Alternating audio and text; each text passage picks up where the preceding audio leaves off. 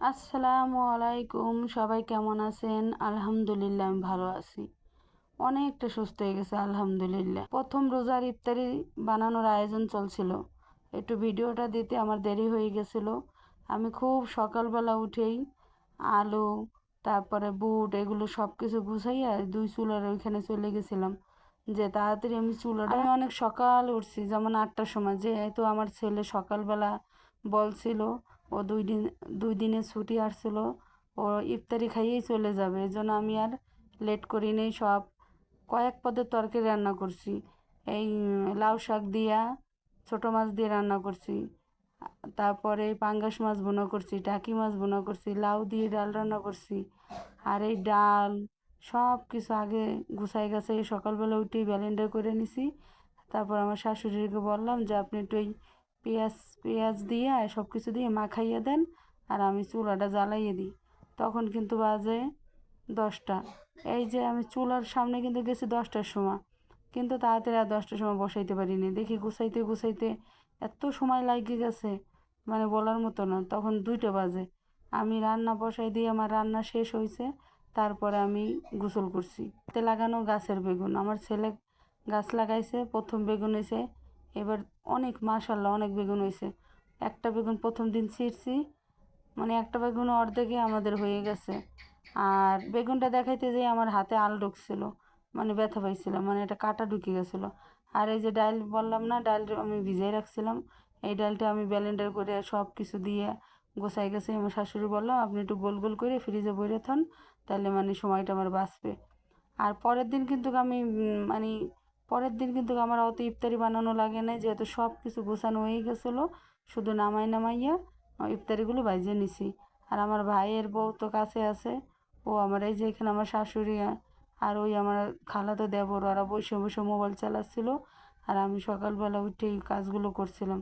আর আমার এই চুলাটা রান্না করতে মাশাআল্লাহ এত ভালো লাগতেছে, মানে চুলাটায় জাল দিলে সাথে সাথে মানে আগুন, চুলাটা মানে অনেক সুন্দর জাল জ্বলে, মানে রান্না করতে সময় লাগে না। মনে করছি যে আগে একজনে দিয়ে চুলা পাতাইছিলাম, কিন্তু আমার কাছে পছন্দ হয় নাই। এই জন্য আমি নিজে কষ্ট করে হইলেও সুন্দর করে নিচ থেকে ভালো মতন গাইতে উঠাইছি, মানে সুন্দর করে মাইজে টেজে উঠাইছি। এখন চুলাটা ফাইটে গেছে, সিমেন্ট মাটি দিয়ে যদি মাইজে দিই তাহলে অনেক সুন্দর হবে। আর সকালবেলা ওই যে হাঁসগুলোর খাবার দিলাম, হাঁসগুলো অনেক সুন্দর করে খাচ্ছে।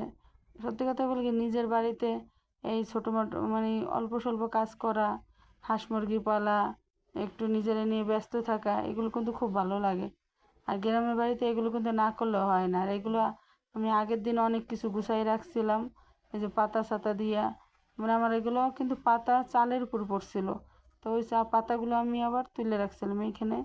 আস্তে আস্তে বললে তো ভালো লাগবে, এটা উঠানের মতন বের হবে। আর এই যে পানি নলকা দিয়ে সুন্দর, মাশাআল্লাহ এখন অনেক সুন্দর হয়েছে, পানিগুলো বের হয়। আর এইখানে সুন্দর করে গুছাই গাছাই নিলে একটা 6 ছোট্ট একটা উঠানের মতন হবে।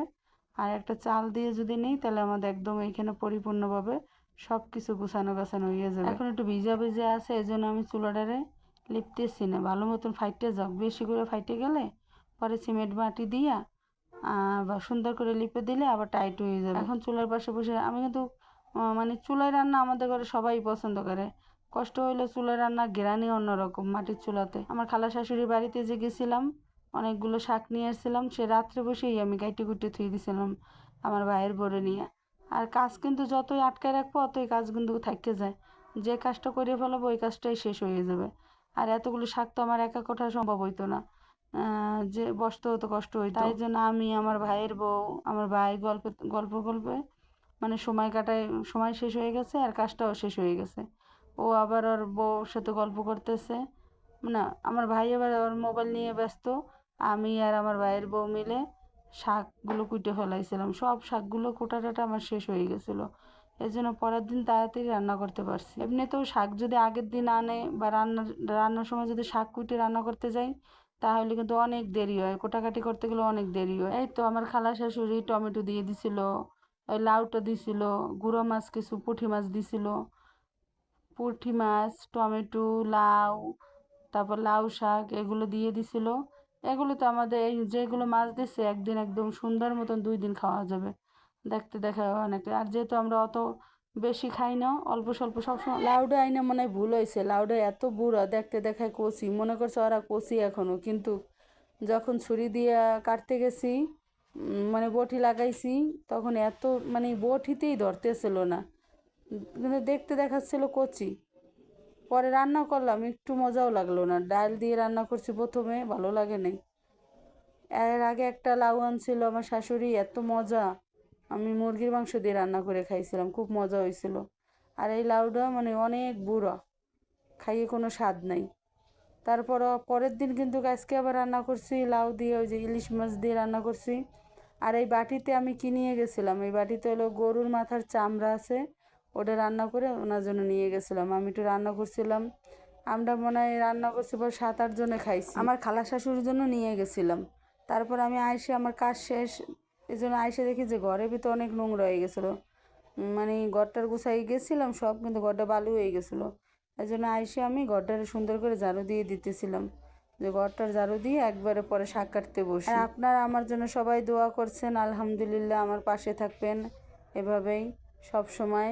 আমি ঠিক মতন ভিডিওগুলো দিতে পারতেছি না, একটু সময়, আমার বাড়িতে তো অনেক কাজ জমে গেছে, রমজান মাস, সব সময় ভিডিও দিতে পারতেছি না, জানি না কি হবে।